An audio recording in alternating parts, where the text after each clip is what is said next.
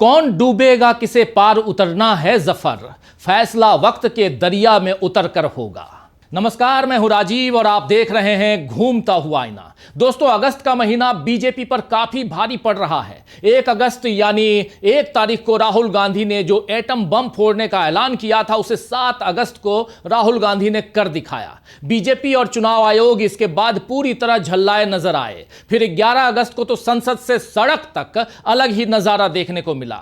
विपक्ष के सांसद अपने ऐलान के मुताबिक संसद परिसर से जब चुनाव आयोग तक मार्च करते हुए निकले तो न केवल उन्हें पुलिस ने जबरदस्ती रोका, बल्कि 200 से ज्यादा सांसदों को हिरासत में भी ले लिया गया। राज्यसभा में नेता प्रतिपक्ष मल्लिकार्जुन खड़गे और लोकसभा के नेता प्रतिपक्ष राहुल गांधी दोनों हिरासत में थे।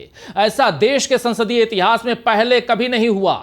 राहुल गांधी ने पुलिस हिरासत में बस में बैठते हुए जो कुछ कहा था वो आपको सुनाना चाहता हूं, जरा सुन लीजिए। वो एक्चुअली बात नहीं कर सकते हैं, रियलिटी ये है, क्योंकि सच्चाई देश के सामने है।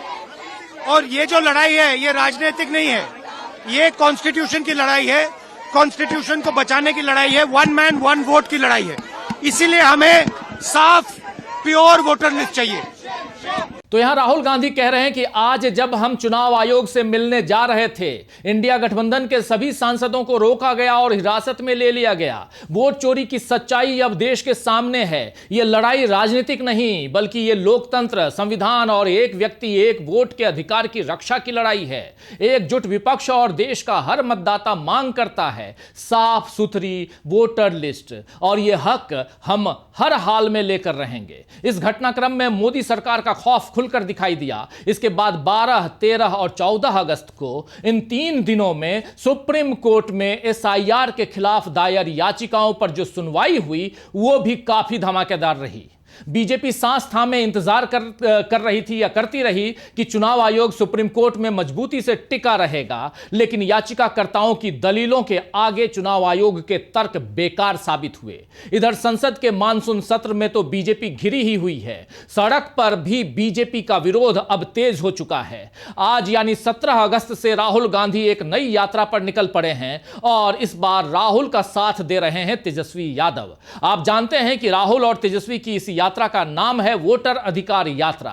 वोट चोरी के खुलासे के बाद अब राहुल गांधी की यह नई मुहिम है, जिसमें वो लोगों को जागरूक करने के लिए निकल पड़े हैं कि अपने वोटर होने के अधिकार को बचाने के लिए उन्हें उठकर खड़ा होना होगा। संविधान ने हर नागरिक को, आप जानते हैं, वोट डालने का अधिकार दिया है, लेकिन बीजेपी के शासन में इस अधिकार को छीना जा रहा है।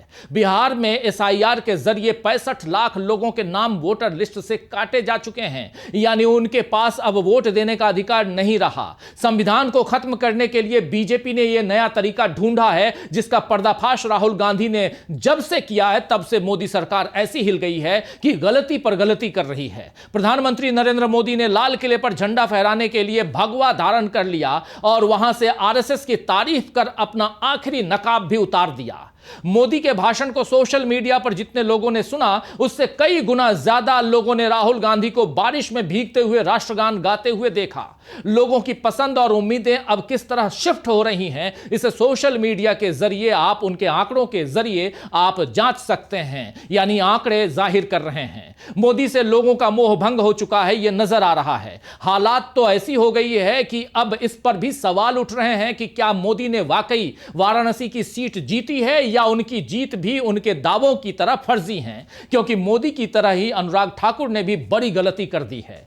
राहुल गांधी की तर्ज पर अनुराग ठाकुर ने भी प्रेस कॉन्फ्रेंस कर रायबरेली और वायनाड समेत कई सीटों, खासकर तीसरी सीट उनकी जो है वो कन्नौज है, इन सीटों के वोटर लिस्ट पर सवाल उठाए कि इसमें कई व्यक्तियों के नाम 2 जगह क्यों हैं या मकानों के पते गलत क्यों हैं। अनुराग ठाकुर ने ऐसा करके चुनाव आयोग पर ही सवाल उठाए।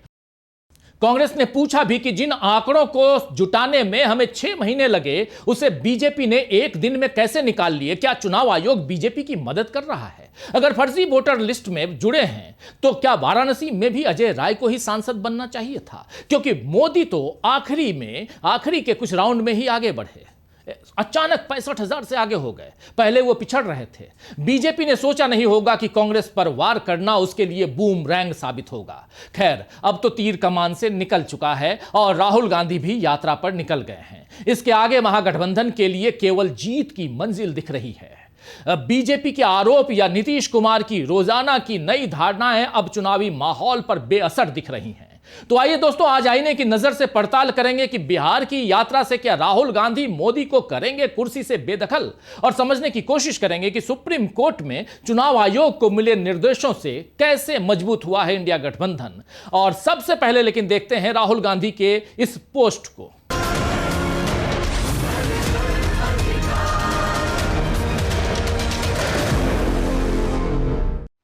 इस वीडियो को शेयर करते हुए राहुल गांधी ने लिखा है कि 17 अगस्त से वोटर अधिकार यात्रा के साथ हम बिहार की धरती से वोट चोरी के खिलाफ सीधी लड़ाई छेड़ रहे हैं। ये सिर्फ एक चुनावी मुद्दा नहीं, बल्कि ये लोकतंत्र, संविधान और वन मैन वन वोट के सिद्धांत की रक्षा का निर्णायक संग्राम है। हम पूरे देश में स्वच्छ मतदाता सूची बनवाकर ही रहेंगे। युवा, मजदूर, किसान, हर नागरिक उठो और इस जन आंदोलन से जुड़ो। अब की बार वोट चोरों की हार, जनता की जीत, संविधान की जीत। आप जानते हैं कि 2019 में जब मोदी दोबारा सत्ता पर लौटे थे, तब भी ईवीएम में गड़बड़ी और चुनावी धांधली के सवाल उठे थे। खुद राहुल गांधी को अमेठी में हार का सामना करना पड़ा था। राहुल गांधी ने तब कांग्रेस अध्यक्ष के पद से इस्तीफा दे दिया था। हालांकि राहुल की नेतृत्व क्षमता का पता कुछ वक्त पहले हुए राजस्थान, मध्य प्रदेश और छत्तीसगढ़ चुनाव में मिल गया था, जहां बीजेपी को हराकर कांग्रेस सत्ता में लौटी थी। खासकर मध्य प्रदेश और छत्तीसगढ़ में तो 1.5 दशक लंबे इंतजार के बाद कांग्रेस को जीत मिली थी, मगर लोकसभा चुनाव में फिर हार मिली। तो सवाल उठने लगे कि क्या वाकई बीजेपी को लोग पसंद करते हैं या कहीं कोई बड़ी गड़बड़ है। राहुल गांधी तब तो शांति से विश्लेषण में लगे रहे, लेकिन इसके बाद 2022 में उन्होंने भारत को नापने का जो सिलसिला शुरू किया, तो अब वो बीजेपी के खेल को अच्छे से समझ गए हैं और जनता के बीच उसका खुलासा कर रहे हैं। 2022 में कन्याकुमारी से श्रीनगर तक राहुल ने भारत जोड़ो यात्रा की और इस पद यात्रा में जिस तरह आम जनता उनके साथ उमड़ पड़ी, उसने बता दिया कि लोगों को राहुल गांधी और कांग्रेस की विचारधारा का पूरा यकीन है। इसके बाद राहुल गांधी ने 5 न्याय की बात करते हुए भारत जोड़ो न्याय अधिकार यात्रा निकाली। इसकी शुरुआत उन्होंने उस मणिपुर से की जहां आज तक मोदी नहीं गए हैं। मणिपुर से मुंबई तक की इस यात्रा का भी असर देखने को मिला। अब राहुल तीसरी बड़ी यात्रा पर निकले हैं।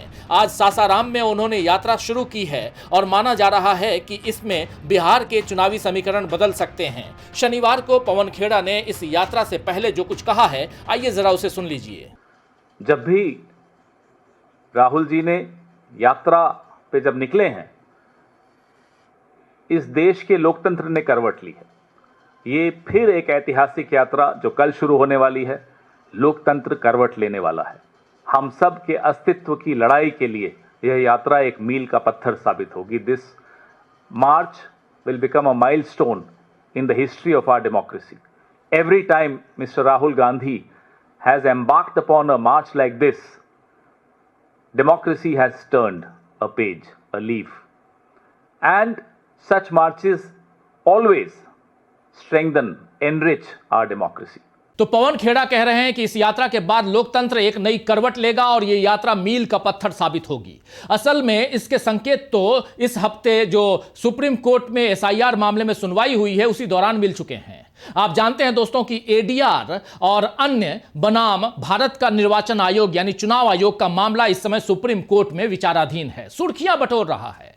बिहार में मतदाता सूची गहन पुनरीक्षण यानी स्पेशल इंटेंसिव रिवीजन या एसआईआर में कई गड़बड़ियों की तरफ ध्यान दिलाते हुए कई याचिकाएं सुप्रीम कोर्ट में दायर की गई थीं। चुनाव आयोग ने एसआईआर की प्रक्रिया के बाद 65 लाख लोगों के नाम काटे और अदालत के कहने के बावजूद मना कर दिया था कि जिन लोगों के नाम काटे गए हैं हम न उनका नाम बताएंगे न ही कारण बताएंगे। इसी तरह आधार कार्ड को भी उन 11 दस्तावेज की लिस्ट में चुनाव आयोग ने शामिल नहीं किया था जिन्हें दिखाकर आप या हम मतदाता सूची में अपना नाम डलवा सकते हैं, जबकि इस बारे में भी सुप्रीम कोर्ट ने चुनाव आयोग को पहले विचार करने को कहा था।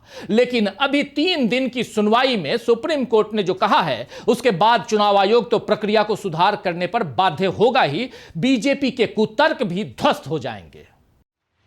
सुप्रीम कोर्ट ने बिहार एसआईआर मामले पर चुनाव आयोग को निर्देश दिया है कि वो मंगलवार तक 65 लाख लोगों के डाटा को जिला स्तर की वेबसाइट पर सार्वजनिक करें। साथ ही उनके हटाए जाने का कारण भी बताए। आपको बता दूं कि जस्टिस सूर्यकांत और जस्टिस जॉय माल्या बागची की खंडपीठ इस पर सुनवाई कर रही है। जस्टिस सूर्यकांत ने चुनाव आयोग से कहा है कि क्या आपके पास ऐसा कोई सिस्टम नहीं हो सकता जहां वोटर को स्थानीय राजनीतिक दल के पीछे न भागना पड़े। जिनके नाम काटे गए हैं, आप इसे इंटरनेट पर भी क्यों नहीं करते हैं?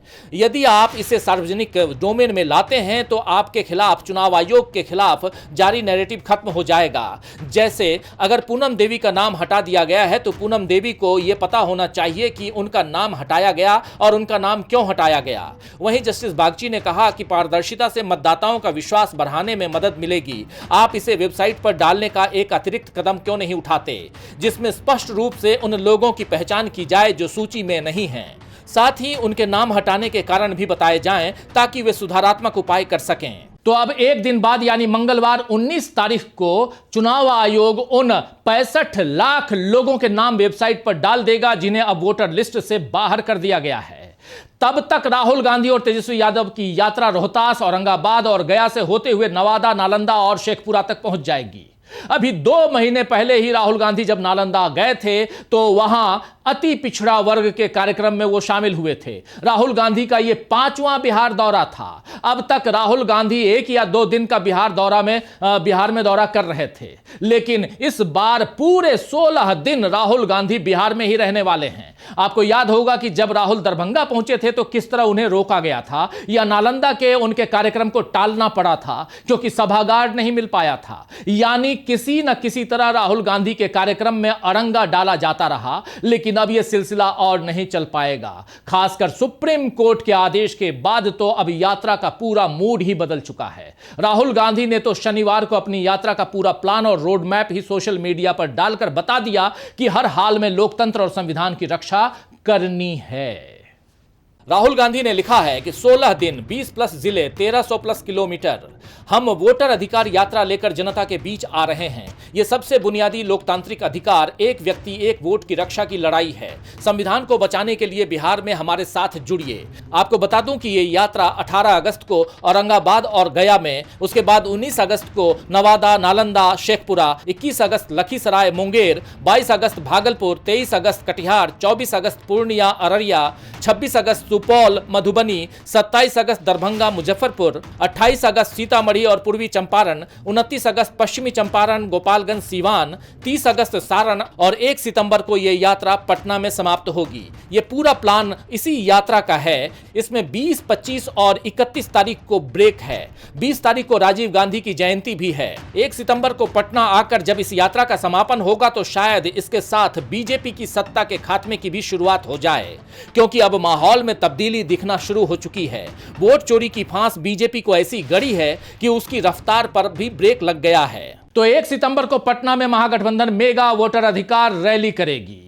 कांग्रेस नेता केसी वेणुगोपाल के मुताबिक इस रैली में जनता वोट चोरों को करारा जवाब देगी। जिन लोगों ने लोकतांत्रिक व्यवस्था को कमजोर करने और वोट चोरी की साजिश रची है, उन्हें जनता सजा देगी। कांग्रेस ने साफ कर दिया है कि वो हमेशा इस बात के लिए संघर्ष करेगी कि सत्ता आम लोगों के हाथ में बनी रहे और इसे विभाजनकारी ताकतों, चहेते उद्योगपतियों या शक्तिशाली वर्ग को छीनने नहीं देगी। खैर, शायर रूही कंजाही ने ठीक ही फरमाया है कि मुंसिफ वक्त से बेगाना गुजरना होगा, मुंसिफ वक्त से बेगाना गुजरना होगा, फैसला अपना हमें आप ही करना होगा। तो आज के लिए बस इतना ही। फिर मिलेंगे खबरों के नए आईने के साथ। तब तक देखते रहिए डीबी लाइव। नमस्कार।